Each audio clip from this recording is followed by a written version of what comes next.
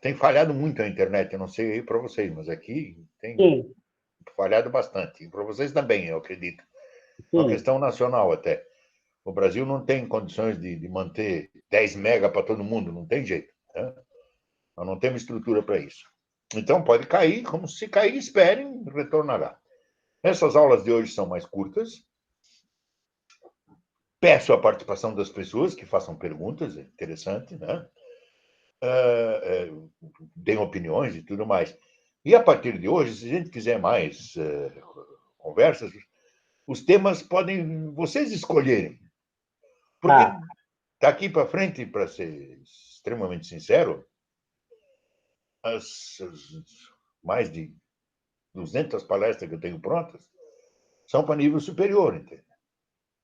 Então, eu não sei como fazer uma palestra, por exemplo, sobre a relatividade para crianças. Quer dizer, até conseguiram fazer, já fiz uma vez. Mas não sei se vai ser interessante, porque expõe muita física, muita química, muita, né, mecânica quântica, coisas bastante pesadas, eu diria. Né? Então, eu peço que escolham e passem por e-mail para mim ou pelo WhatsApp um tema que eu possa abordar na semana que vem. Que a maioria queira saber alguma coisa, ok? Ok. Então, vamos começar? Espera aí um pouquinho, deixa eu já falar então, professor. Estou sentindo falta de fases da Lua e eclipse e ano bissexto, que esse ano foi ano bissexto, com certeza cai alguma coisa sobre ano bissexto. Está sentindo falta do ano bissexto? Não, estou sentindo falta desses Este ano conteúdos. foi bissexto. Os conteúdos, no caso. A regra do ano bissexto, a regra do ano bissexto é uma só. Sim, mas assim... Boa sugestão do William. A história da astronomia é interessante. Aí eu encaixo o ano bissexto na história da astronomia. Certo. E aí, também as fases da Lua. Mas a fase da Lua, se eu repetir aquela palestra, porque a fase da Lua é aquilo que eu já expliquei. Não tem nada que mude. Eu posso acrescentar na palestra a fase da Lua. Ok? Certo. Ok. E então, fazer história da astronomia e fases da Lua. Tá bom assim? Pode ser. Sem problema. Então, tá, para a semana que vem, né? Bom. Já viu o chat, tá certo. Vamos lá. O que é isso? Ele disse que tu tá ficando esperto. Já tá vendo o chat ali na hora, ele já lê na hora ali. Tá ficando esperto. Viu como a gente aprende? Vamos lá, então.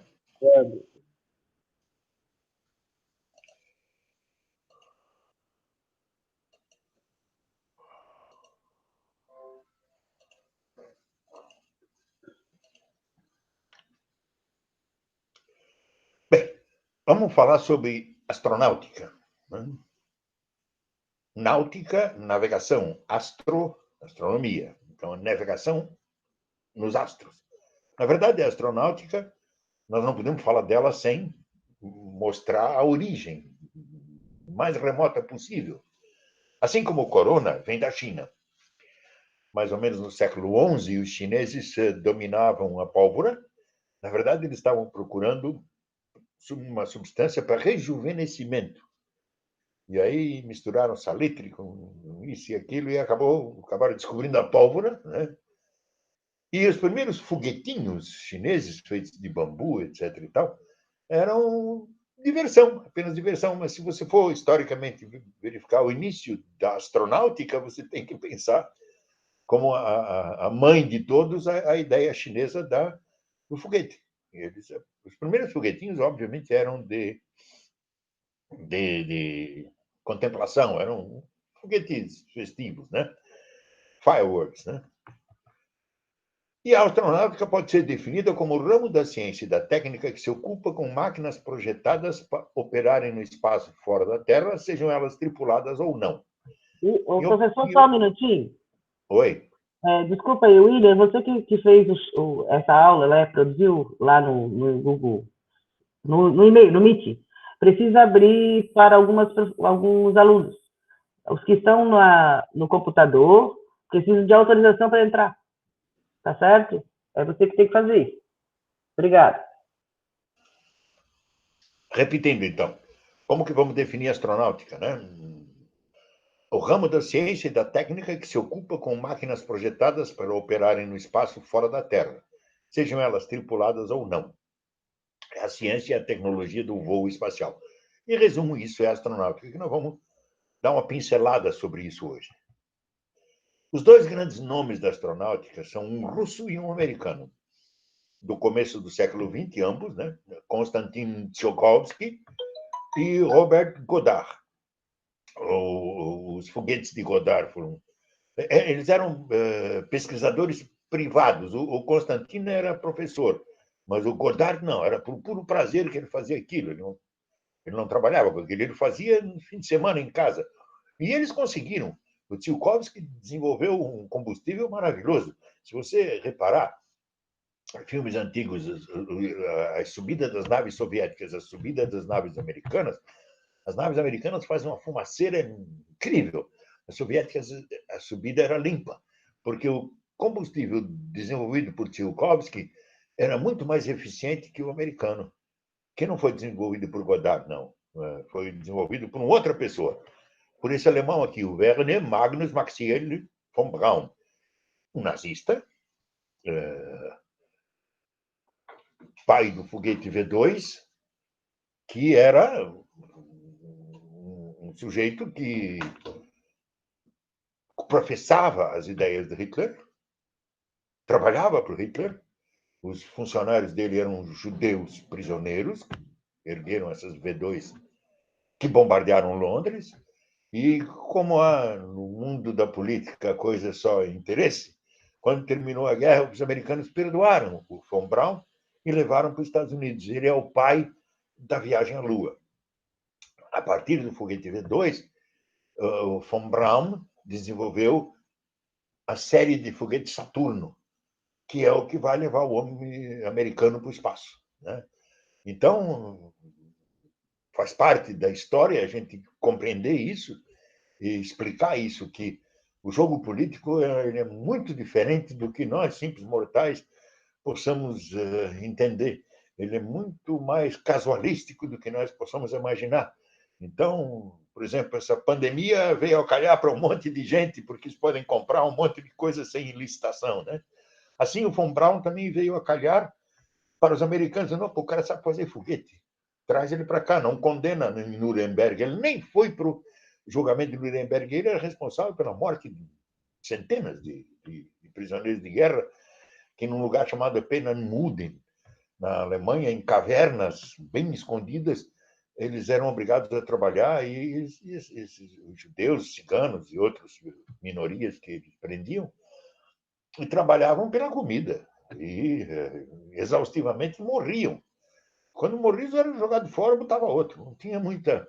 Então, a história do desenvolvimento da astronáutica e desenvolvimento da conquista do espaço passa por esses percalços, passa por essas situações as quais a gente considera inumanas e absurdas, mas essa é a realidade da vida, é a realidade do planeta. Então, nós devemos muito a von Braun em questão de astronáutica.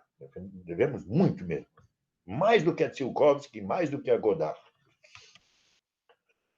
E mesmo assim, apesar de tudo, o primeiro objeto a ir ao espaço foi russo, né?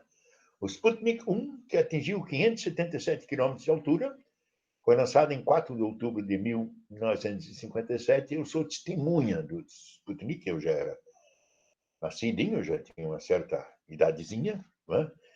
E me lembro do meu pai me levantar no colo e mostrar o Sputnik, porque ele teve um momento que foi visível, né? Ele passou por cima do Brasil. E era visível o brilho, né, dele, não o objeto em si, é claro, era um objeto pequeno, né? E eu me lembro que talvez daí tenha nascido o meu gosto pela astronomia, porque meu pai me levantou no colo e mostrava e dizia: tá lá o Sputnik, e eu não enxergava, todo mundo olhava, batia palma, e eu não vi. Aí eu acho que passei a me interessar pelo espaço, porque eu também quero enxergar as coisas que os adultos enxergam e eu não consigo enxergar. Mas esse é um desenho, obviamente, né? Ao fundo da Terra, uma fotografia, mas o o Sputnik é um desenho, mas era uma bolinha com 4 antenas que a única coisa que fazia era bip, bip, bip, bip, que era capturado aqui embaixo. Né? Mas foi o primeiro objeto em 1957 a ser lançado ao espaço pelos humanos. O primeiro ser vivo a ir para o espaço também foi russo. O nome da cadeira não era Laika, Laika era a raça. Né? O nome dela era bem complicado, eu não ouso dizer, porque é um nome daqueles russos cheio de consoantes com poucas vogais. Tá? Foi o primeiro ser vivo no espaço. Ele foi um pouco depois, né? Em outubro foi o Sputnik e em novembro foi a Laika. 5 horas de voo, ela morreu. Ela morreu no voo, acabou o oxigênio. Eles sabiam que ela ia morrer. Eles tinham essa certeza. Eles só queriam saber as reações do corpo e tal. E ela se comportou bem, foi tudo bem, até quando acabou o oxigênio. Quando acabou o oxigênio, obviamente, ela morreu. Né? Então, a tecnologia ainda era primeva, era iniciante, não havia muito o que fazer. Né? Eu, de vez em quando, vou dar uma saidinha para ver se está no ar ainda, ok? Muito bem. Alguns anos mais tarde, esse cidadão, o Yuri Gagarin, a 12 de abril de 1961, a bordo dessa bolinha chamada Vostok 1, né? Num foguete só, está aqui, vocês estão vendo, ó, a pouca fumaça que ele provoca. Quando as naves saem de Cabo Kennedy ou Cabo Canaveral da Flórida, o que acontece é que a fumaça é tanta que a gente nem vê a nave. Aqui não, ela saiu, né, redondinha.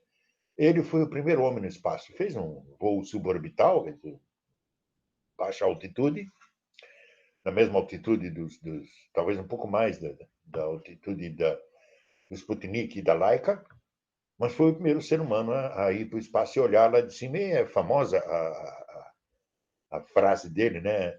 A Terra é azul. Ele diz: a Terra é azul. A primeira coisa que ele diz quando chega lá na altitude de cruzeiro foi dizer: a Terra é azul. Né?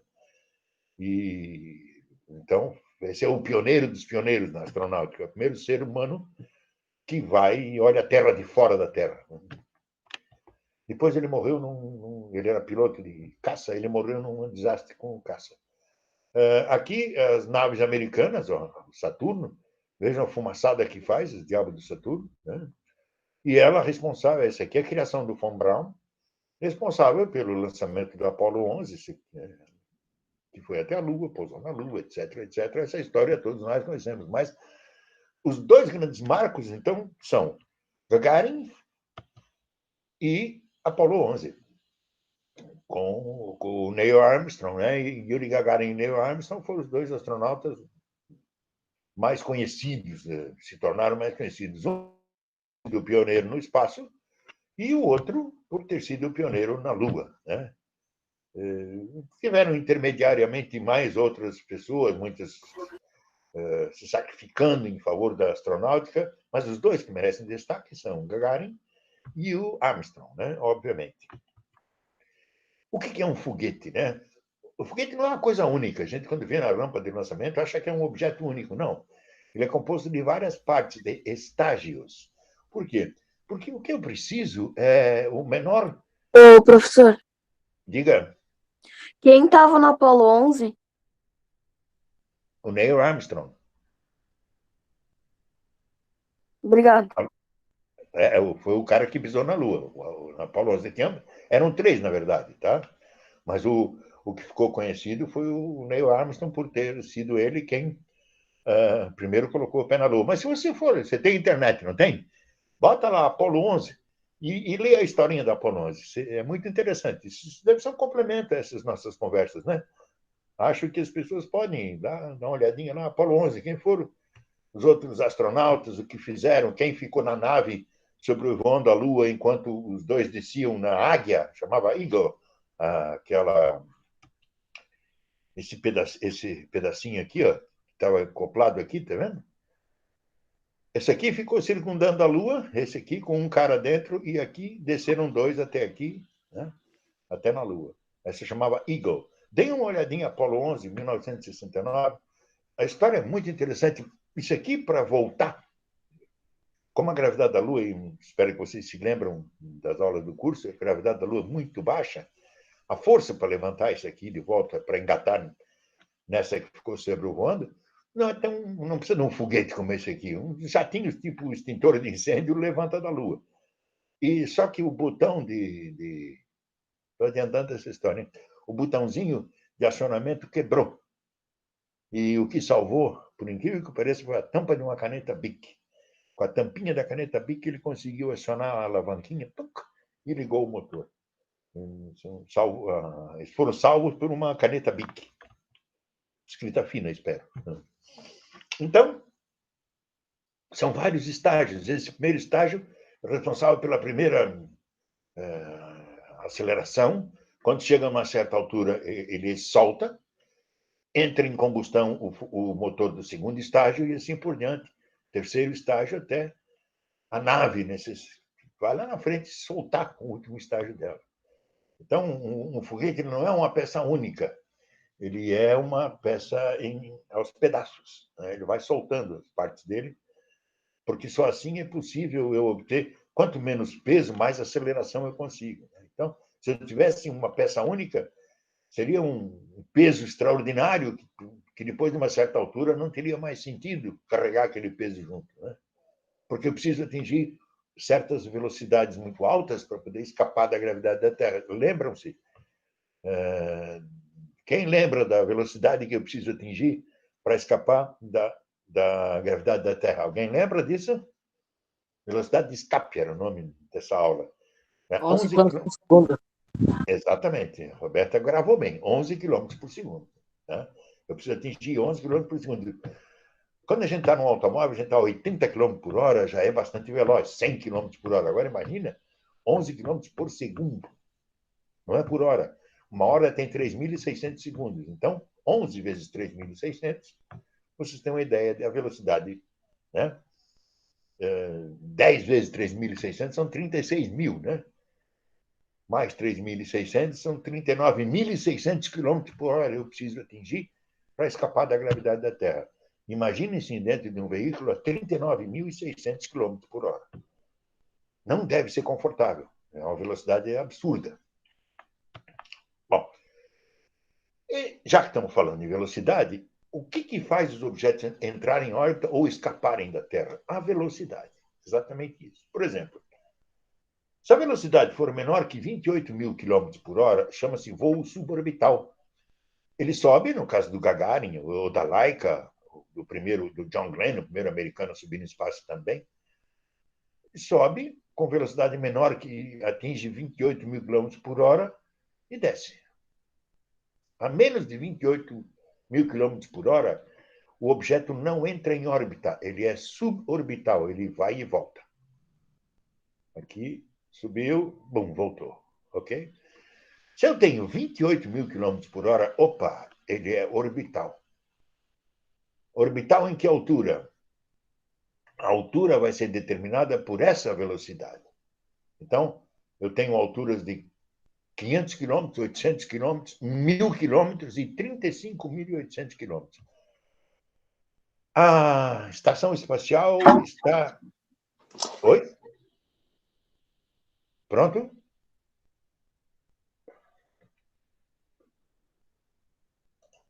Alguma pergunta? Não? Bom, então... Continua aí, professor. Hã? Alguém tinha falado, eu pensei que queria perguntar alguma coisa. Alguém abriu o microfone só, tá? Muito bem. Os satélites militares estão a 500 km de altura. Todos eles com velocidade acima de 28.000 km por hora. Tá? Os satélites de observação da Terra, esses do clima, estão a 800 km de altura. De coleta de dados, os espiões têm órbitas inclinadas a 1.000 km de altura. E os de comunicação estão ao longo do Equador, projeção do Equador da Terra, longe, a 35.800 km. Por que eles estão assim longe? Né? Por que eles não estão mais próximos? Porque, às vezes, eu estou fazendo uma transmissão lá, da Ásia, para o Brasil. Isso é comum a gente ver. A do Japão para o Brasil. E o que acontece? A imagem sai daqui, vai para o primeiro satélite, que joga para o segundo satélite, que joga para a Terra. Quer dizer, eu preciso 3 ou 4 satélites, no mínimo, para que eu possa ter imagens globais de qualquer lugar do mundo. Joga para um, que joga para o outro, que joga para cá. Então, isso só é possível se essa distância aqui, onde é a órbita deles,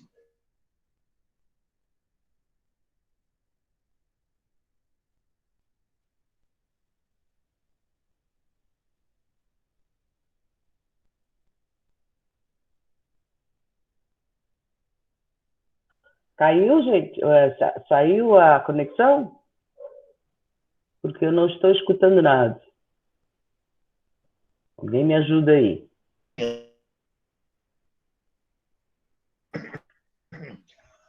a antena parabólica fica apontada para um ponto só no céu, certo? Professor, Oi? travou a sua voz. Você pode começar de novo nesse slide, por favor? Tá bom. Tá? Obrigado. Tá bom? Os satélites de comunicação são equatoriais, eles estão ao longo da projeção do equador da Terra, no mínimo a 35.800 quilômetros. Por quê? Ele precisa estar longe o suficiente para que uma imagem que saia lá da Ásia, ou da Rússia, sei lá de onde, do Japão, bata num satélite, esse satélite manda para o outro, esse outro manda para cá. Porque sozinho esse satélite não alcançaria aqui. Por isso eles estão assim longe, e por uma razão mais importante naquela distância. Eles são estacionários, ou seja, eles ficam na posição, eles orbitam a Terra na mesma velocidade de rotação da Terra. Então, ele não sai do lugar onde ele está. Perdão. Quem tem antena parabólica sabe que a antena parabólica é apontada para um ponto no céu e pronto. Então, o que acontece? O satélite não sai daquele ponto. Para não sair daquele ponto, ele tem que estar nessa órbita. Essa órbita fica no Equador a 35.800 quilômetros. Quer dizer, na projeção do Equador a 35.800 quilômetros. São os satélites mais distantes, fixos. São os satélites de comunicação. Ok? Entendido? Eu tenho uma pergunta. Posicionar a antena para esse satélite aqui, pronto, ele vai receber daqui, de tantos quantos satélites houver. Professor, Oi? ele fica na linha do Equador, certo? A projeção da linha do Equador, né? Tá, na projeção da linha do Equador. E é um para cada país ou pode ser vários? O Brasil tem quantos? Tem milhares? Tem um? Não sei se o senhor me ouviu. Parece que está travado.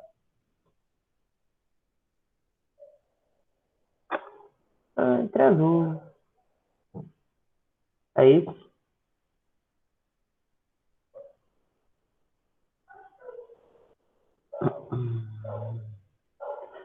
Ah, Jesus. Não estou ouvindo.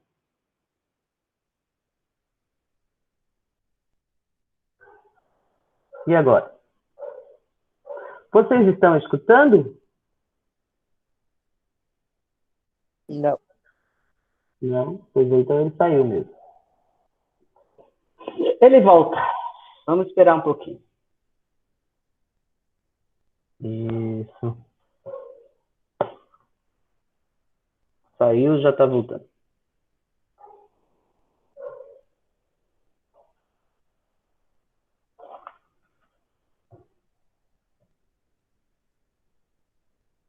Eu nem escutando estou.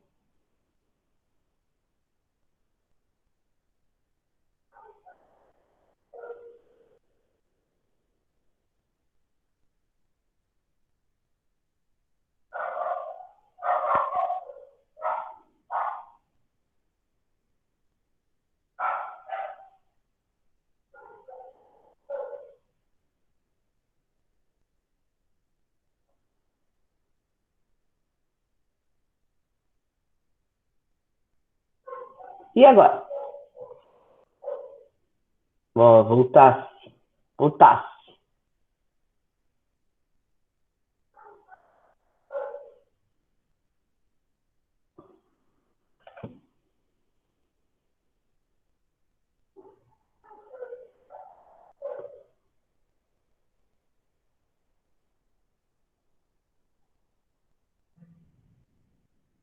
Ok. Abre o microfone, Adolfo, senão a gente não te escuta. Abre o microfone. Oi. Volta. É lá no satélite. Você precisa abrir o microfone, isso. Você ouviu a minha pergunta, professor? Qual era? Eu quero saber se os satélites de comunicação, esses satélites estacionários, é um para cada país ou os países podem... É ilimitado? Não, são consórcios, tem. O Brasil tem vários, tá? Tem o Globosat, tem isso, tem aquilo, tem vários Ah, tá. satélites. Não é um... Não é Não, um... não. Sabe que existem mais de 8.000 satélites em volta da Terra, né?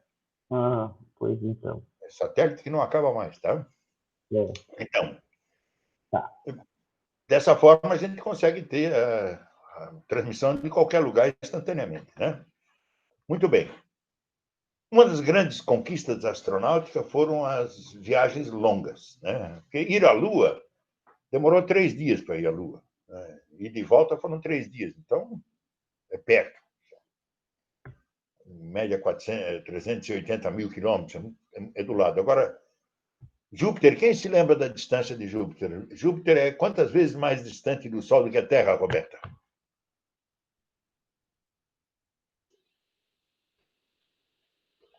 Ela é 30 unidades, não sei. Não lembro. 5. 5, isso. É 5 vezes mais longe do Sol do que a Terra. Como a distância da Terra ao Sol é 150 milhões de quilômetros, da Terra a Júpiter dá 600 milhões de quilômetros no mínimo, dependendo se ele está em oposição ou está em conjunção. Então tem que se calcular tudo isso para que o foguete leve o menor tempo possível, né? Então a Galileu levou alguns anos para chegar a Júpiter e ela nos desvendou o mundo de Júpiter maravilhosamente bem. Ou seja, tudo que nós sabemos dos gigantes gasosos, especialmente Júpiter e Saturno, se deve primeiro a Galileu e depois a Cassini-Huygens, que em outubro de 97 também foi visitar Saturno, né? Essa nave impressionante, ela tinha 2 módulos, o Cassini e o Huygens. O Huygens era esse pedacinho aqui, ó, que foi solto e penetrou no planeta para... Aliás, foi solto e em direção à Lua Titã, para dar uma vasculhada e descobriu que Titã tem atmosfera de nitrogênio, tem lagos de metano. Então, tudo que nós sabemos, lembra que a gente conversou nas aulas sobre Júpiter e Saturno? A gente deve a esses 2 objetos, a Galileu e a Cassini-Huygens. Muito recente esse estudo, né? Todos vocês eram, né? Os professores, pelo menos, eram todos nascidos, né? Acredito, né? Os alunos, acho que não, mas os professores que estão nos acompanhando provavelmente eram todos nascidos, né? Então, esses conhecimentos devemos à astronáutica, né? Não é simplesmente joga dinheiro fora com astronáutica, com mandar foguete para a Lua. Sempre escuto gente argumentando isso. Deviam fazer hospitais, etc, etc. Você também não deveriam fazer estádios de futebol na Amazônia, deveriam fazer hospitais. Então, a gente está sempre criticando a obra dos outros, mas você tem celular, nós estamos aqui conversando por internet, existe o micro-ondas por causa da corrente espacial. Todos esses objetos que eu citei aqui são resultado direto da tecnologia que foi desenvolvida para a astronáutica. A descoberta do micro-ondas foi dentro da NASA. Um cientista da NASA que descobriu micro-ondas. Eles estavam fazendo equipamento com teste do espectro eletromagnético e ele deixou um chocolate perto, um equipamento desse, ligado. Quando ele voltou, o chocolate estava derretido. Ele disse, mas como? O que aconteceu? E assim acabaram inventando o micro-ondas. Os celulares são fruto disso, a internet é fruto da corrente espacial, tudo. A corrida espacial tem uma importância absoluta na nossa vida. Não temos ideia, né? Só temos essas transmissões, só estamos falando assim ao vivo por causa dos satélites. Não tem como. Ok? E a mais recente, a New Horizons, em janeiro de 2006, que foi visitar Plutão e que também descobriu um mundo extraordinário, que é Plutão, o principal para nós da Terra, dos objetos de Joet-Liu, ou dos objetos transneptunianos, ou dos pequenos planetas gelados, né? Essa nave também foi importantíssima. Então, as três naves de suma importância, a Galileu, a Cassini-Huygens e a New Horizons, sem falar na Apollo 11, que descobriu todas essas recentes descobertas aqui da Galileu. Galileu ainda era da NASA, a Cassini-Huygens já tem participação europeia e a New Horizons já é um consórcio, né? Assim como as fotos maravilhosas de Plutão e Caronte, né? O planeta anão Plutão e seu sistema Caronte, que também é grande em relação ao planeta mãe, é como Terra-Lua, é um sistema também. De longe, o lugar mais explorado é Marte, né? Eu tenho aqui americanos, russos, europeus, as bandeirinhas francesas, as bandeirinhas japonesas, as bandeiras dos países, vocês podem ver, russos, ainda da União Soviética, vocês podem ver que a gama de países representados em suas naves em Marte é espetacular. Por quê? Porque Marte é próximo, relativamente próximo, com um bom planejamento, em 6 meses eu chego a Marte, né? 6 meses. E tem características que nós, se vocês lembram, nós vimos um dia de 24 horas, as 4 estações do ano, o ano leva 2 anos do nosso, 1,8 na verdade. Então, Marte havia sempre, tem calotas de gelo, a esperança da colonização de Marte, ela continua existindo, né? Por isso, tantas naves, tanta gente se preocupou em mandar objetos até Marte. Claro que colocar um homem em Marte é um problema muito maior do que as séries de televisão apresentam os filmes, tá? Você tem problemas extraordinários para a astronáutica em relação aos astronautas. Primeiro, a gravidade fraca, não existe ausência de gravidade, é importante a gente lembrar isso. A mídia erra muito a dizer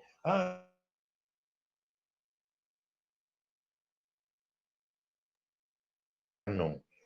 Ela só vai caindo ao quadrado com a distância. Ou seja, em 2 metros ela é 4 vezes mais fraca. Em 8 metros ela é 64 vezes mais fraca. E assim por diante, né? Ou seja, eu nunca perco a influência da gravidade. O que eu passo é de uma gravidade que está mais longe para aquela que está mais próxima. Então, essa velocidade com que os objetos têm que assumir para escapar da gravidade da Terra, para escapar da atração da Terra, fazem com que você flutue dentro da nave. E essa gravidade baixíssima, ela tem um efeito muito sério sobre o corpo humano, porque nós somos feitos para viver sob 9,8 metros por segundo ao quadrado.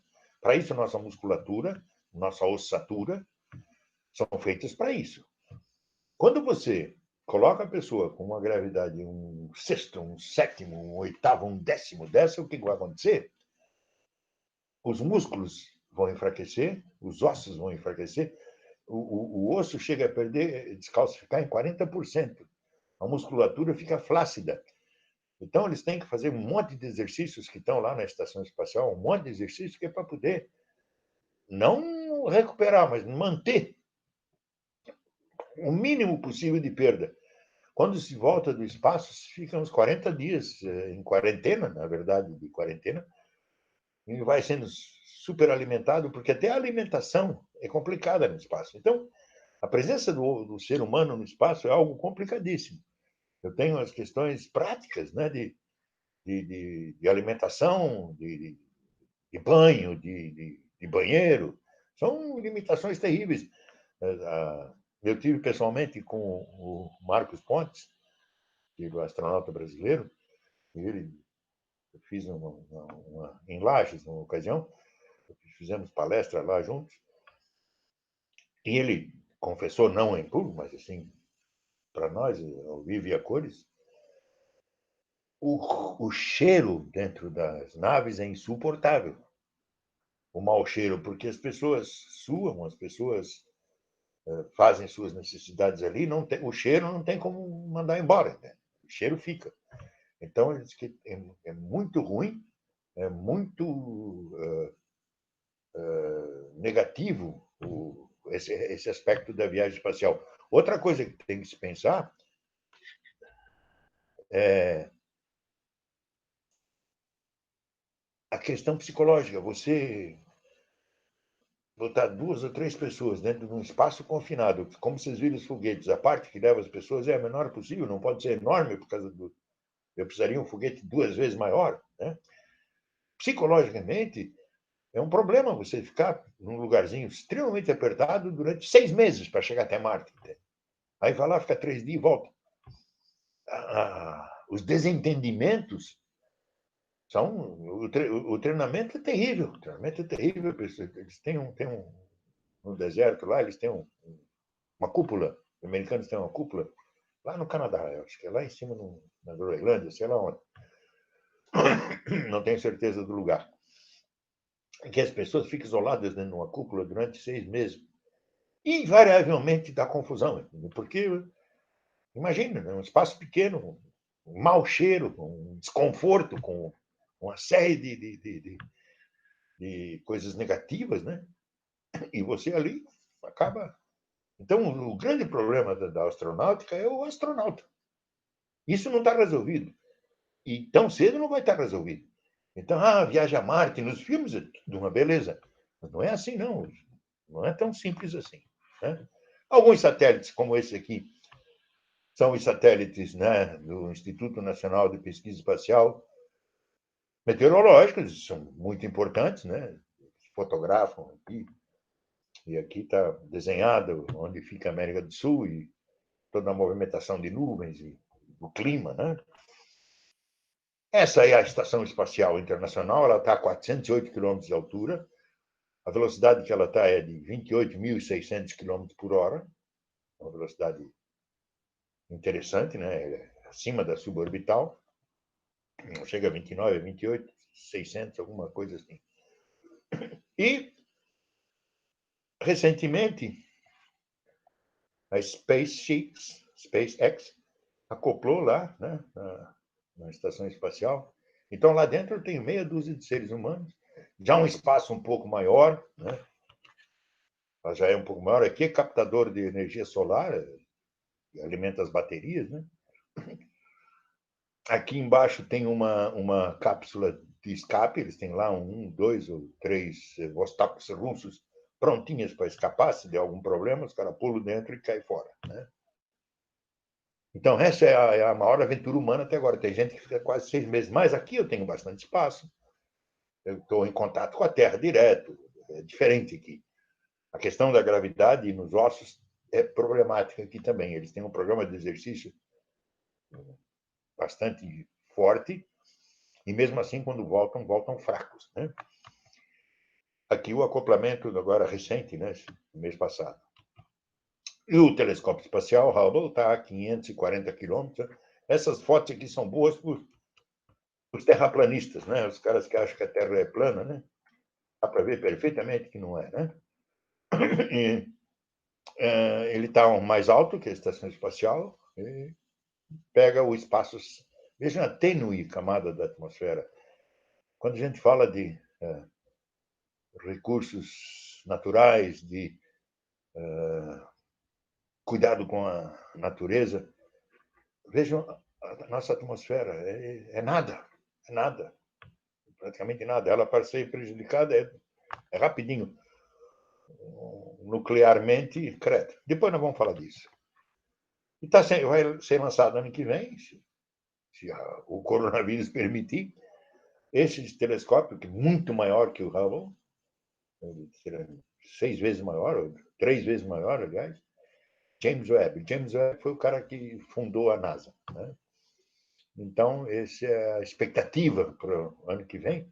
Esse telescópio vai fazer descobertas fantásticas. Se o telescópio espacial Hubble já fez, o James Webb, então, vai ser o dobro. Bem, Alguma questão? O Marco quer saber se o Brasil tem foguete. Olha, o Brasil tinha... Essa pergunta é interessante. Deixa eu até tirar isso aqui da tela para explicar isso para o Marcos. E para todos, é claro. Se você olhar o mapa mundi, eu vou buscar um para mostrar. Ele está gostando.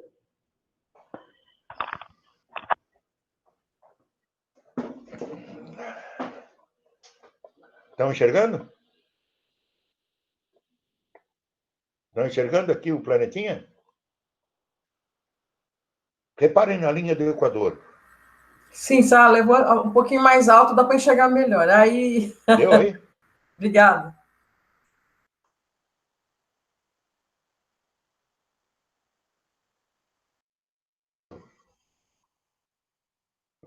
Está ouvindo a gente, professor? Nós não estamos te escutando, professor. Não? Não. De novo, de novo. Travou só seu áudio. Agora deu. Vai. Estão ouvindo? Agora sim. Está vendo a linha do Equador? Sim. Olha o que eu tenho na linha do Equador. Água, água, água, água, água, água, água, água, água. Pequenas ilhas muçulmanas. Água, água, água, água. Um pedaço da África muçulmana. E pedacinho da América do Sul. Aqui, Andes. Complicadíssimo para eu ter uma base de foguete. Qual é o lugar ideal para ter uma base de foguete? Exatamente Ai. no Brasil. Brasil, lindão. A melhor base de lançamento de foguete fica no Brasil, porque na água é impossível lançar foguete. Eles tentaram até um navio que lançasse foguete a partir do oceano, não deu certo. Quase afundou o navio e o foguete não foi. O Brasil tinha a base de Alcântara. Porque quanto mais perto do Equador, a economia de combustível, se você lançar um foguete exatamente do Equador ou das proximidades, 100 quilômetros para lá e para cá, chega a 30% de economia de combustível, porque a velocidade de rotação na Terra, no Equador, em relação ao eixo, ela é muito maior do que, por exemplo, a velocidade de rotação da Terra. Aqui, no Polo Norte, é zero. E ela vai crescendo na medida... Então, quando eu chego aqui, é a máxima velocidade de rotação da Terra. Isso impulsiona o foguete. Ajuda o foguete.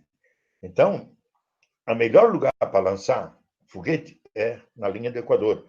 Mas no planeta Terra, a linha do Equador, como vocês viram, 90% cai no Oceano Pacífico, no Índico, ou no Oceano Atlântico. Então, sobra um pedacinho do Brasil, um pedacinho da África e um pedacinho da Indonésia, que são países inimigos dos americanos, ou dos ocidentais, que são muçulmanos. Na América do Sul são os Andes e os venezuelanos, e sobra o brasileiro. A nossa base chamava Alcântara. Estava sendo desenvolvida por cientistas brasileiros, era o melhor lugar para se lançar foguete no planeta Terra. E explodiu, né? Misteriosamente explodiu, matou os 26 cientistas brasileiros que desenvolviam foguetes. E agora, não sei, de pouco tempo depois, os americanos ofereceram alguns 5 bilhões de dólares pela base. O Brasil não vendeu, ainda bem. Que é um patrimônio nosso para lançar foguete. Quem sabe um dia, né, a gente volte a fazer isso. Professor, Ok? tem mais uma pergunta do Pedro. Já ocorreram acidentes e choques entre satélites e meteoro? Algum já se chocou com satélite? Choca-se o tempo todo. Tem pequenas partículas que acabam se chocando com alguns satélites, né? Mas nada que tivesse o poder de danificá-los, tá? O que acontece é que depois de um tempo, quando eles terminam o serviço, eles caem. Muitos caem na Terra, a maioria cai nos oceanos. Mas tem casos de terem caído em Goiás, por exemplo. Os caras viram aquele troço e foram lá, fotografaram. Aí, crendice popular dizia que é disco voador, mas não, era um pedaço de satélite. Volta e meia eles caem, sim. Ok. Obrigado, professor. Vamos nessa, então? Vamos. Quando eu desenvolvi... Obrigada. Oi? Quando eu desenvolvi esse tema, a fragilidade e o valor da vida na Terra, é a questão da Terra como planeta. Não, nós vamos tratar vários componentes desse fato. Né? Estão vendo esse pontinho apontado ali pela setinha à direita? Isso aqui é Saturno, fotografado pela Cassini-Huygens, né, quando estava lá perto. E à direita ali aquela pinta azul é a Terra. Como disse Carl Sagan, pálido ponto azul. Ele disse isso com as Voyager, não com a... Essa aqui é da Cassini, não é da Voyager. Tá? Mas é ali que nós moramos, gente. É ali que nós temos essa encrenca toda. Coronavírus, política, inimizades, brigas, guerras. É naquele pequeno ponto ali. Um espaço, numa estrela de quinta grandeza, numa galáxia pequena, num universo fantasticamente enorme. Então, vamos falar da evolução da vida, que a gente deve esse conhecimento a Charles Darwin, né? Ô, professor, Oi? o que era aquela linha branca no último slide? Linha branca do último slide. Aqui? É isso aqui? Sim, sim. São os anéis de Saturno. A nave estava por baixo dele. Isso aqui são os anéis de Saturno. Ok?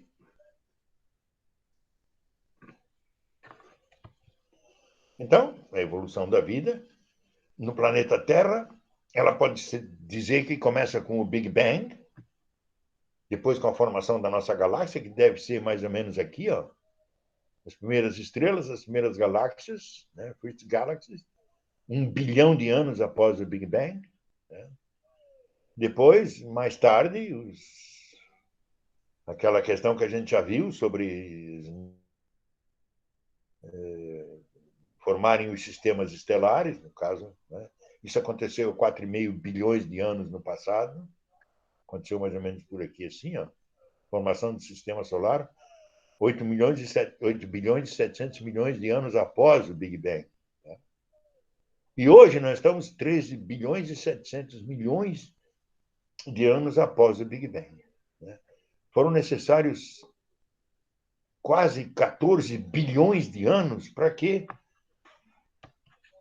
chegássemos a esse cidadão aqui, ó, que tem o Homo sapiens sapiens, tem 200 mil anos. Vejam, é recente. Se você pensar em bilhões de anos, isso foi ontem. 200 mil anos foi ontem. Outra coisa interessante, a característica das estrelas, o diagrama HR, se vocês estão bem lembrados, né? Eu tenho estrelas pequenas e estrelas grandes, mas as estrelas principais são essas aqui, ó, da sequência principal. 7 é o Sol. As estrelas dessa turma aqui, ó, que são capazes de ter uma vida longeva, se vocês lembram, ter uma vida de 10, 12 bilhões de anos antes de se tornarem gigantes, supergigantes, buracos negros, etc, etc, etc, voltarem a anãs brancas. Então, elas têm tempo suficiente para que aconteça esse fato. Eu tenho o desenvolvimento da vida gradativa, paulatinamente, até chegar a uma espécie com inteligência, ou com capacidade de raciocínio, com capacidade de estudar isso tudo. Então, esse fato aqui é importante. Nós somos filhotes de uma estrela pequena. Se fôssemos filhos de uma supergigante, essas aqui, ó, as que estão aqui em cima, que vão se tornar supergigantes vermelhas e explodirem, elas vivem muito pouco, se é que vocês se lembram. Né? Ao viverem muito pouco, elas não permitem a criação de uma espécie viva, porque foi necessário quase 4 bilhões e 100 milhões de anos para que surgisse o primeiro organismo na Terra. E o fato de nós estarmos aqui, ó, nessa posição, junto à estrela-Sol, é importantíssimo. Por quê? O que há de importante no fato de nós estarmos aqui, nessa situação? Não estarmos aqui, nem aqui. Estarmos exatamente aqui. Nem aqui, nem aqui. Aqui. Por quê? Porque aqui é possível água líquida. Sem água líquida,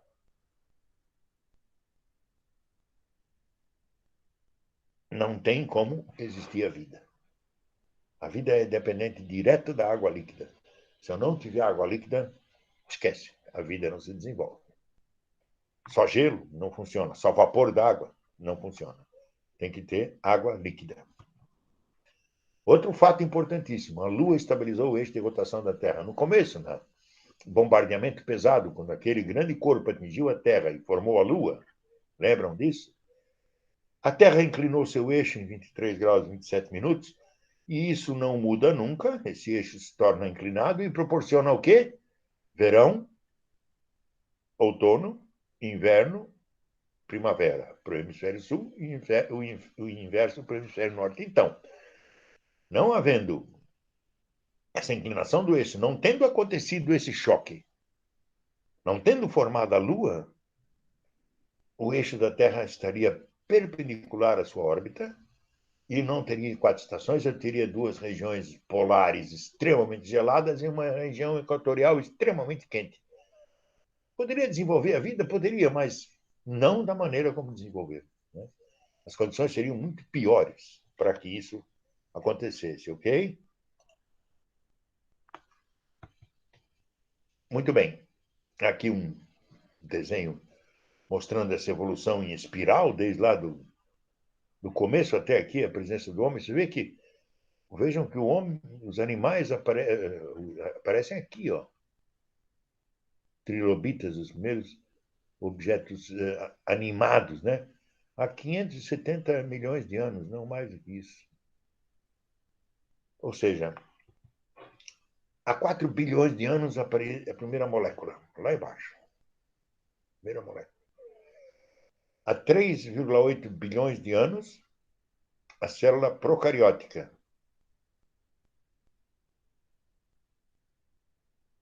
Não sei por que isso aqui está assim, dessa forma. Em todo caso... Procariótica, o que você está querendo, professor? Não, tá, agora sim. A célula procariótica, que não tinha núcleo ainda. Isso. Depois, levou esse tempo todo aqui, ó, para célula com núcleo. Mais esse tempo todo, de 2 até 1,2, 100 bilhões de anos, tá? Para que as bactérias aqui geradas se reunissem em organismos. E há 400 milhões de anos, esses organismos deram origem aos peixes.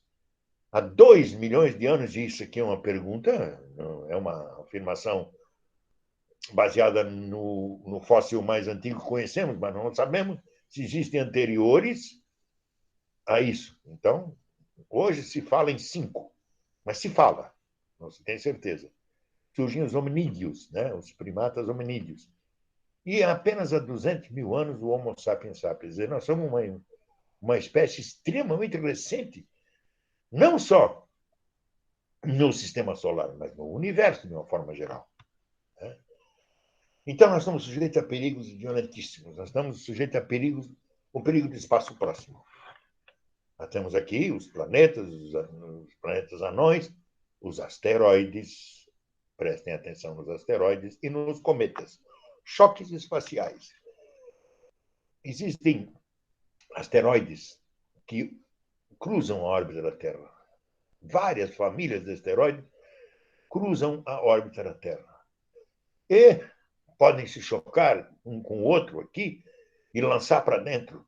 Podem, simplesmente, esses que cruzam a órbita da Terra, como a família Apolo, a família Amor, a família Ícaros, elas podem simplesmente se chocar com a Terra. Não há nada que impeça de isso acontecer. Nós sabemos que o último grande choque foi há 65 milhões de anos, pedra de cal na extinção dos dinossauros, na península de Yucatán, no México, ali onde fica Cozumel, onde fica aquela região bastante turística ali do México, no Caribe. E ali que Richard Alvarez e seu filho descobriram, Walter Alvarez e seu filho descobriram os indícios da explosão, da batida de uma pedra dessa com 10 quilômetros de diâmetro. Uma pedra dessa com 10 quilômetros de diâmetro, ela atinge a Terra no mínimo a 60 mil quilômetros por hora. É o mesmo efeito da bala do revólver. A bala do revólver, se eu pegar com a mão e jogar numa pessoa, não acontece nada. Não vou machucar a pessoa. Mas, pela velocidade que ela sai do cano, ela vai estraçalhar a pessoa, ela vai passar pela pessoa. Né? Isso aqui é o mesmo efeito da bala. Se você simplesmente encostasse na Terra, não acontecia nada. Mas como ela vem uma velocidade, a Terra também tem essa velocidade, ela vem a 30, a Terra está a 30, o choque dá 60. Ela entra lá no magma, porque a nossa crosta só tem 5 quilômetros de espessura, 7,5 em alguns lugares, 5 na média. Ela entra no magma e, ao entrar no magma, ela vai explodir todos os vulcões, vão entrar em erupção. Haverá olha o mega tsunami que vai acontecer. A Terra vai ficar coberta por cinzas, porque ele vai se destruir, esse corpo, ele vai se estraçalhar todo. As cinzas desse corpo, mais as cinzas do que ele arrebentou, vão ficar em torno da Terra aí por 2, 3 anos, até 6 anos, se calcula. E nesse período, E nesse período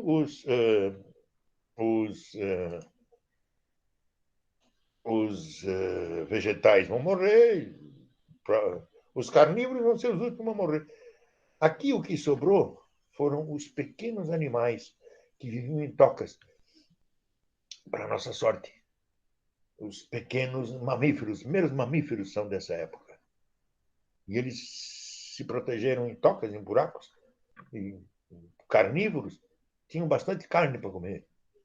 Quando eles saíram das tocas, já o mundo estava começando a recuperar. Foi então que eles se deram bem. Esses choques continuam. Em junho de 1908, na Sibéria, um lugar chamado Tunguska. Procurem na internet Tunguska, vocês vão ver várias fotos. Não matou ninguém, porque é uma região isolada da Sibéria. Mas destruiu uma área enorme. Um pequeno corpo bateu lá. Pequeno, muito pequeno. Aqui, em fevereiro de 2013, quem se lembra, né, na cidade soviética, que o nome é complicado, eu não vou nem saber dizer o nome deles, mas houve um que ele explodiu a 80 quilômetros de altura, ele não tinha massa suficiente para chegar no chão, mas mais de 2.000 pessoas feriram-se porque foram para janelas olhar o que estava acontecendo, e a onda de choque da explosão dele quebrou as vidraças todas, estraçalhou portas, destruiu telhados e machucou um monte de gente. Não matou ninguém, mas machucou. Era um objeto de 30 metros de diâmetro. 30 metros. Qualquer objeto, seja ele um asteroide, seja ele um cometa, que venha do cinturão de Kuiper ou da nuvem de Oort, né? Esse aqui é o Halley-Bolt, ele veio do cinturão de Kuiper, que tenha mais de 5 quilômetros de diâmetro, é possível de fazer um estrago enorme. Nós vimos isso em julho de 94. Um deles traçalhou-se ao ser corrompido pela imensa gravidade de Júpiter e esse choque eu assisti pessoalmente no telescópio nesse ano. A gente fotografou e tudo, ali do planetário da UFSC. Essas manchas violentíssimas da explosão desses objetos ao entrarem na atmosfera superior de Júpiter foram 24 pedaços de 2 quilômetros cada um, foram destruídos pela gravidade de Júpiter. Se não, Júpiter é o escudo da Terra. Imagina se não houvesse Júpiter e esse bicho passasse direto e viesse em cima da Terra. Ele tinha uns 40 quilômetros de diâmetro, mais ou menos. Se o que matou os dinossauros tinha 10, imagina um de 40 o que faria, né? Vento solar, uma outra ameaça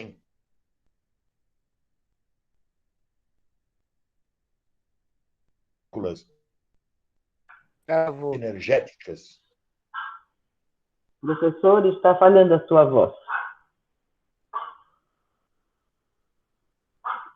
Acho que saiu. Professor? Tem alguém escutando ou o problema está aí comigo? Também não. Como? Caiu? Também. Tá. Vamos esperar um pouquinho, ele já vê que caiu. Está no vento solar. Esse é um problema. A internet é esse o problema. Vou fazer o quê? Vamos ver se ele volta.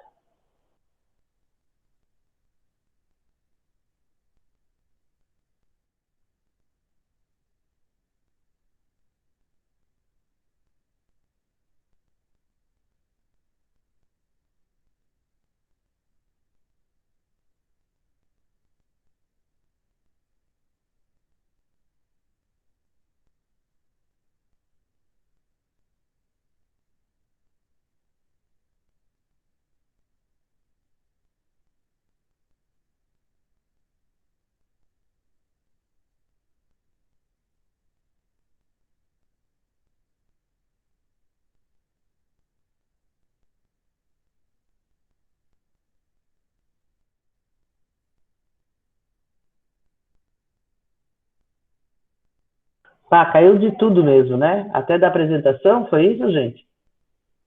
Antes estava a apresentação travada ali. Agora, pelo jeito, ele vai ter que retornar com os dois. Que pena. Estava tão bom. Eu tô apaixonada hoje, né? Porque adoro esse conteúdo de astronomia e da astronáutica maravilhosa. Mas vamos aguardar por aí. Certo? Estão gostando? Hein? Ninguém quer falar? Ah, o Bruno já falou. Sim, que bom que estão gostando. Ele deu uma boa. Os slides dele estão maravilhosos. Melhorou bastante.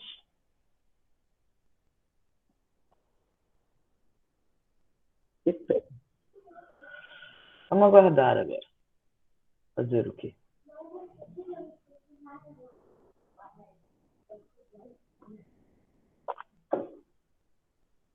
Voltou, professor! Ah, viu? Isso é porque nós temos um desenvolvimento tecnológico maravilhoso. Imagina se não tivéssemos. Isso, vento solar. Foi aí que nós paramos. Precisa abrir seu microfone, por favor. Abre seu microfone. Isso, deu. Ok.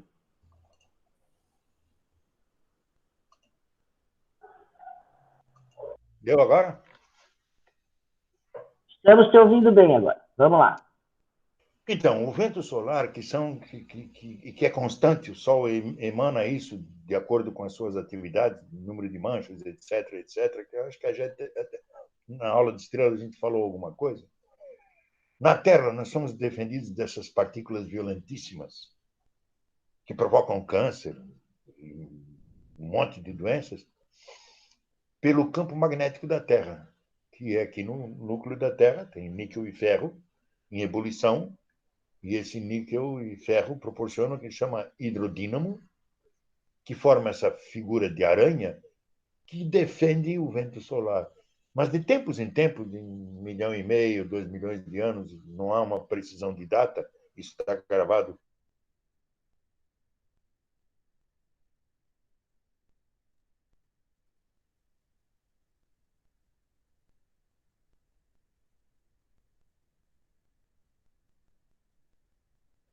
Professor, a sua voz está travada. Não sei se travou o seu vídeo também. Pelo jeito, caiu novamente. Que pena. Tá tão bom. Ele já vai ver, gente. Você- Claro. Professor, Oi? professor, eu peço para o senhor retornar de novo, porque o seu áudio travou. Em que ponto? Lá no início do vento solar, quando o senhor falava do campo magnético da Terra. Tá. Então, o campo Tá? magnético.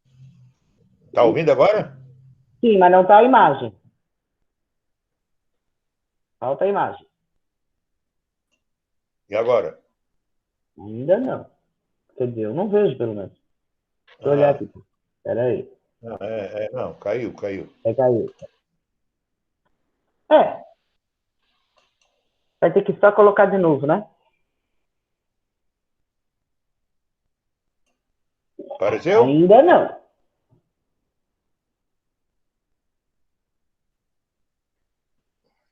A internet É é um um. problema.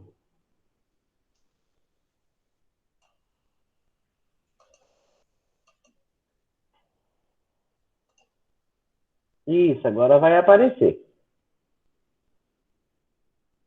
Isso, professor, agora está aparecendo. Aí, Então, vou ser tá. rápido. O vento solar, então, é partículas altamente energéticas que, se nos atingissem, nos mataria a todos, doenças terríveis, de câncer de pele, etc, etc.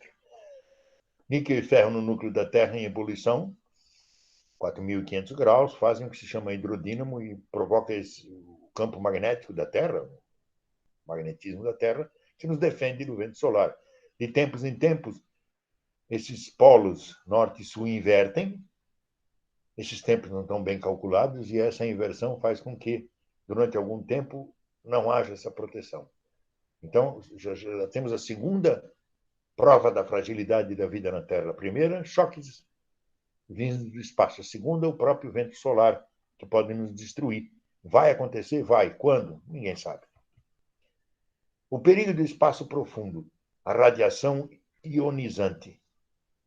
São radiações ultravioleta, raio-x, raios gamas, raios cósmicos, que também atuam na célula humana. Os raios cósmicos, eles provêm das explosões de supernovas, dos buracos negros, de uma série de atividades que existem ao nosso redor. O próprio planeta é perigoso. Né? Nós moramos numa casquinha, né, de 5 quilômetros. O resto aqui é tudo magma. Né? O planeta em si é extremamente perigoso para quem mora em cima, ou para quem mora na água, para quem mora em qualquer lugar. Se você pensar bem, entre as Fossas Marianas e o Everest são 19 quilômetros. São os limites biológicos. Qualquer ser.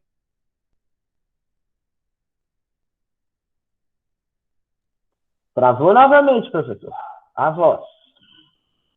O Que dê nesse zero. professor.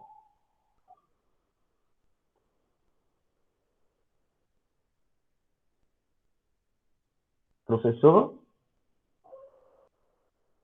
A vida. El Niño e La Niña.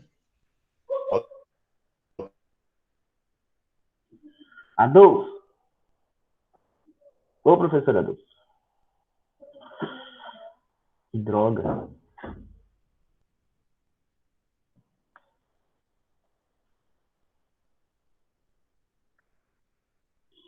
Sou só eu que não estou ouvindo, pessoal?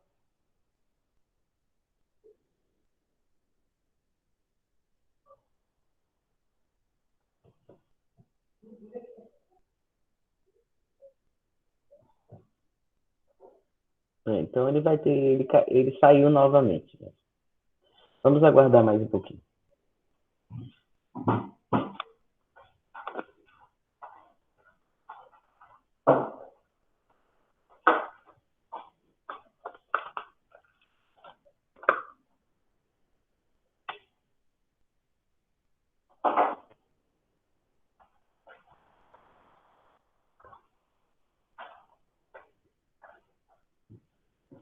Voltou, professor?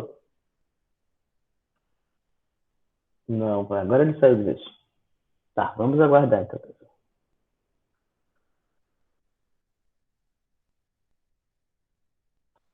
Agora já estou lhe vendo. Falta só a apresentação. Paramos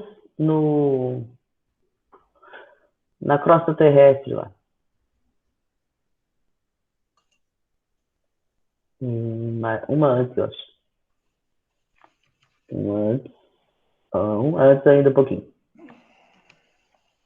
Não. Era lá aí. Isso. Vamos. Ok? O senhor está nos ouvindo? Ok. Então, O planeta em si é perigoso porque a única parte habitada é esses 5 a 7 quilômetros aqui, não tem muito mais do que isso, né? E aqui todo o movimento das placas tectônicas e tudo mais, ou seja, das fossas marianas, o lugar mais profundo, o lugar mais alto são 19 quilômetros. Esses são os limites biológicos. 19 quilômetros em 6.378, que é o raio da Terra, apenas 0,29% da Terra é favorável à vida. É muito pouco, né?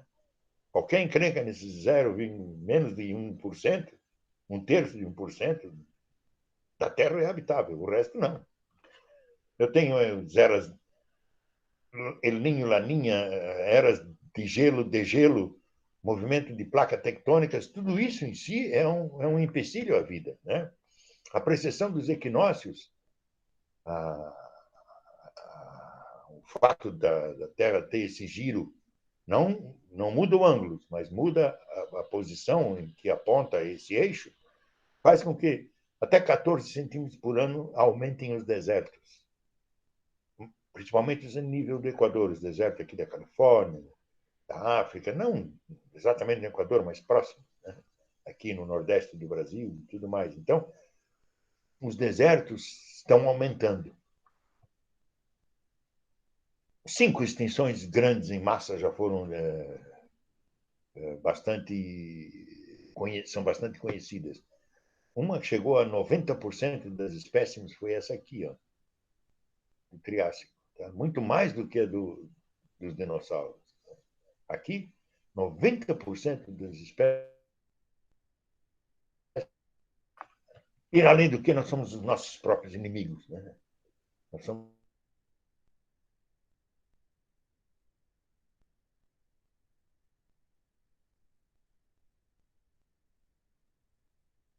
qualquer ismo desenfreado, isso é um fator bastante perigoso, porque a explosão demográfica, a desigualdade social, o excesso de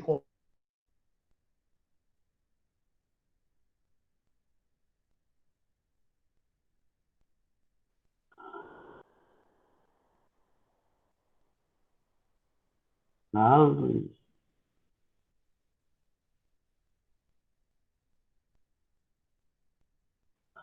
eu acredito que ele vai perceber que nós não estamos escutando, infelizmente. Tão boa que está essa parte, né? Olha, mas essa parte aqui é importante, ó. Exclusão demográfica, desigualdade social, consumo. A cada celular novo a gente vai consumindo mais. Uso dos combustíveis fósseis é o que também prejudica o planeta.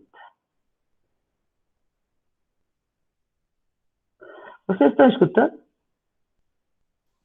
Ele? Sim. Ele?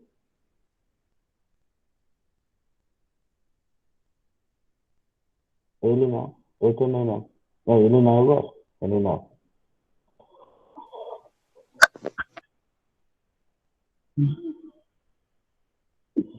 Ele, ele saiu, já vai voltar novamente. Que pena que tá isso hoje, né? A semana passada ainda foi um pouquinho melhor. Mas é assim mesmo, gente. Pelo menos a gente tá tendo, né? É uma pena. Então estamos aqui. Vamos aguardar, tá certo? Não esqueçam de fazer perguntas para ele no final. É importante. Perguntas são importantes.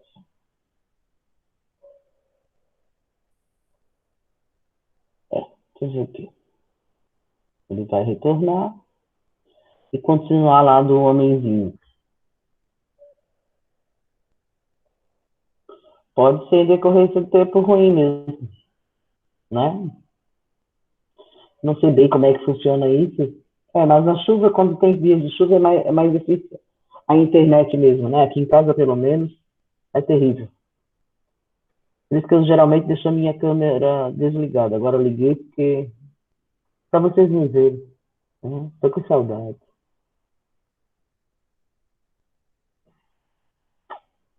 Queria tanto, tanto... Oi?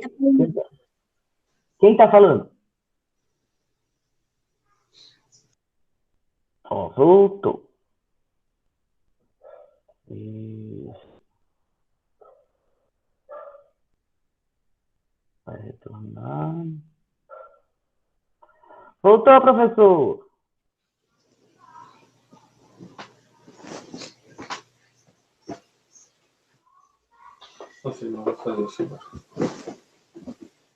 Estou escutando alguém, mas não é o professor ainda. Estou te vendo, mas não estou te ouvindo.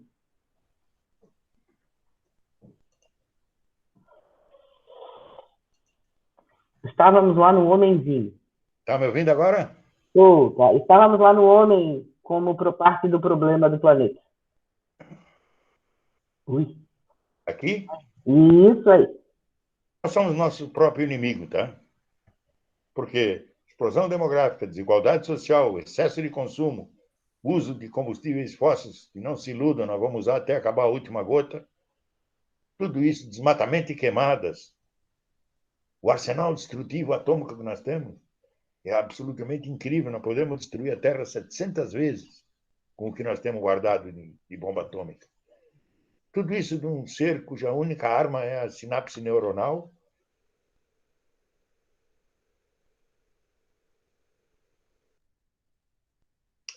Com a inteligência superar a força dos outros animais. Ao dominar o fogo, tivemos esse tempo acrescido, porque a digestão do alimento cozido é muito mais rápida, não precisava dormir tanto como eles dormiam, como descansavam com carnes e elementos crus.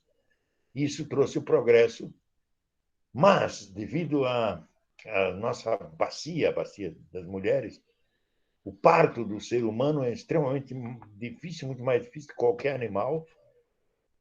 A dependência do ser humano é muito grande quando criança.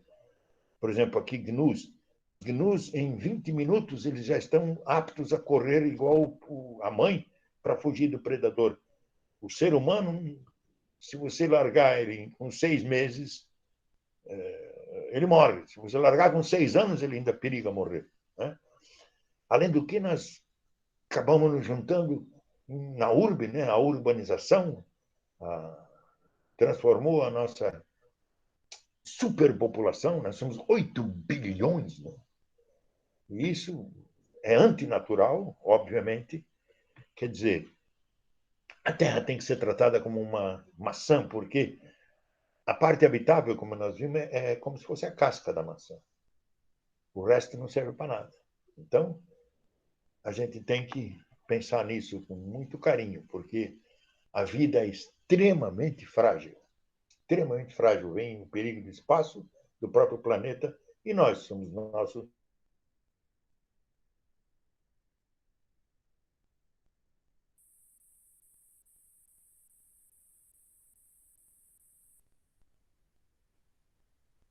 Que linda a imagem, mas eu não estou te escutando.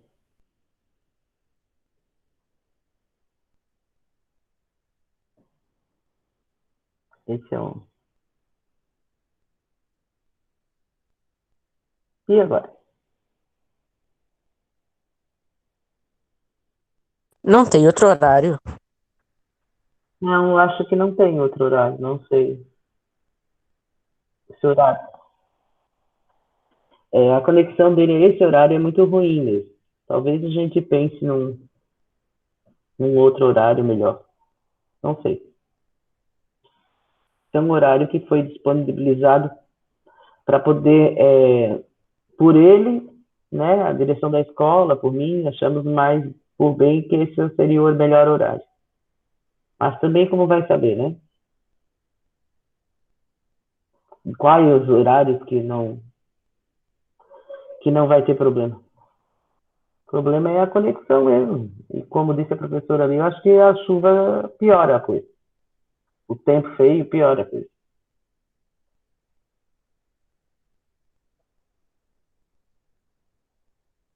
É.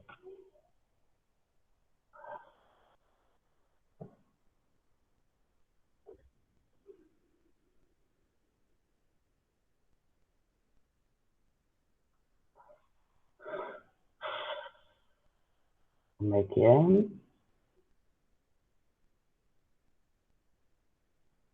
Sim, Nicole, realmente você sugeriu, mas por enquanto é esse horário que tem. Vamos ter que conversar quem organiza, eu, o William e ele, para ver se esse.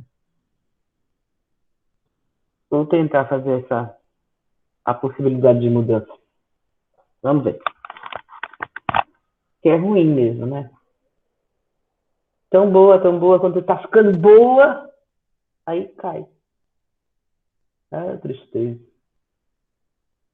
Isso é porque nós estamos em poucos nessa sala, né? Nós não estamos no máximo em 20 pessoas.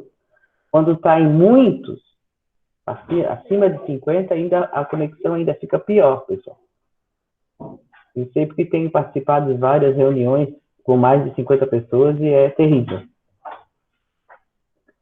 É porque nós estamos em bem poucos. Está caindo muito. Mas vamos ver se ele volta. Vamos ver aqui. Se tem alguma mensagem. Não.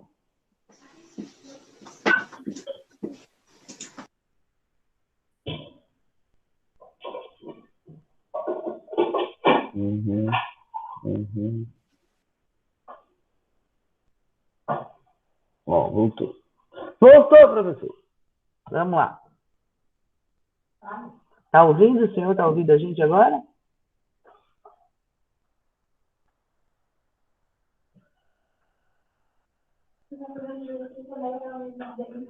Oh, não estou lhe escutando.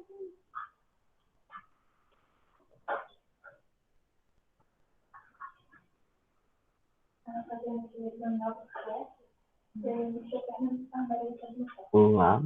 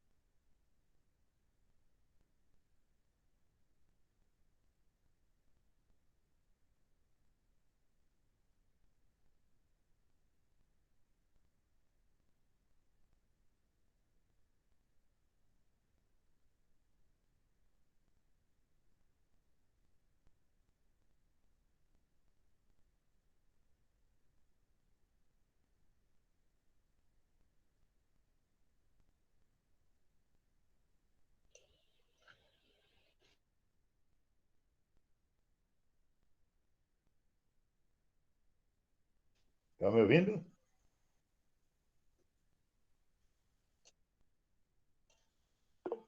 Está me ouvindo?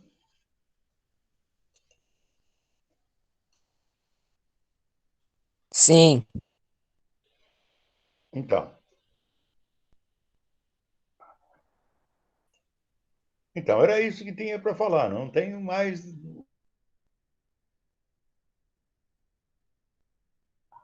Vamos às perguntas. Alguém com alguma pergunta? O senhor está escutando a gente agora ou Está travou muito. novamente? Travou? Oi? Está ouvindo? Estou. Tá, professor. As causas internas, a gente já pode colocar também dá para colocar também o problema dos micro-organismos, né? Que agora a gente está vendo vivendo esse problema, né? As pandemias, né? Exato. É um problema sério, essa parte da pandemia, né? Ceifando tantas vidas humanas, né? No mundo inteiro. Então, Mas essa agora é muito suave perto do que foi a gripe espanhola, que minha avó falava da gripe espanhola. Sim, sim. Essa agora foi uma brincadeira perto do que foi aquela.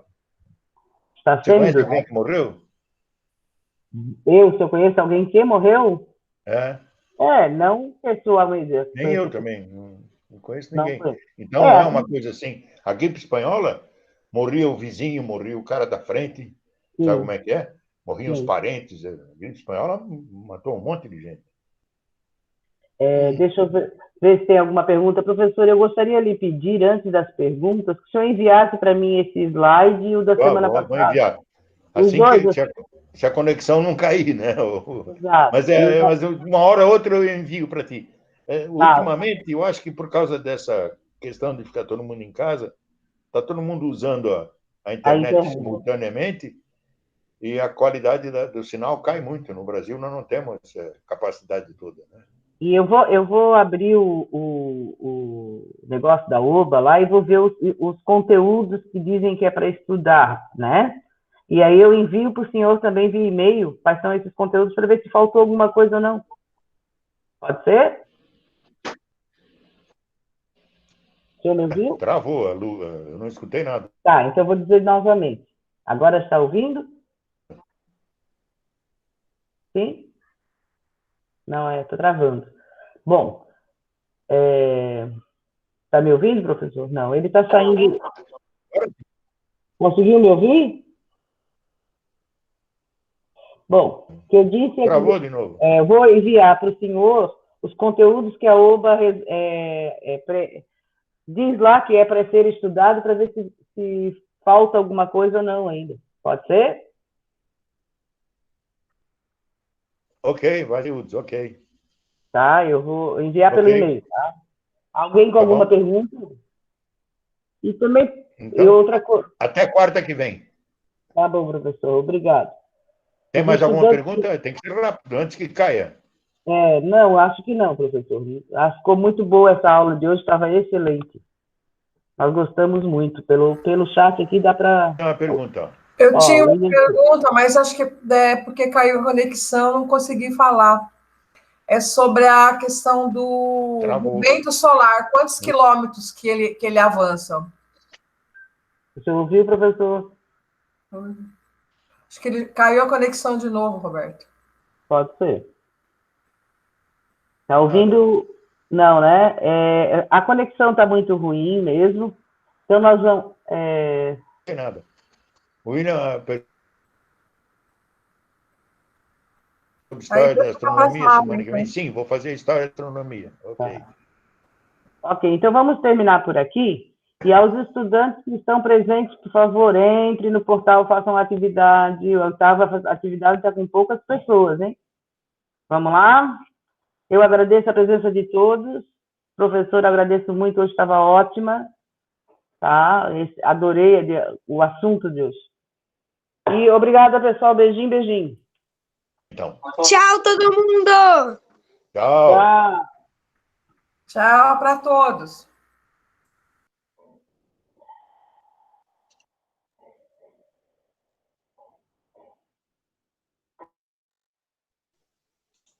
Tchau, gravação!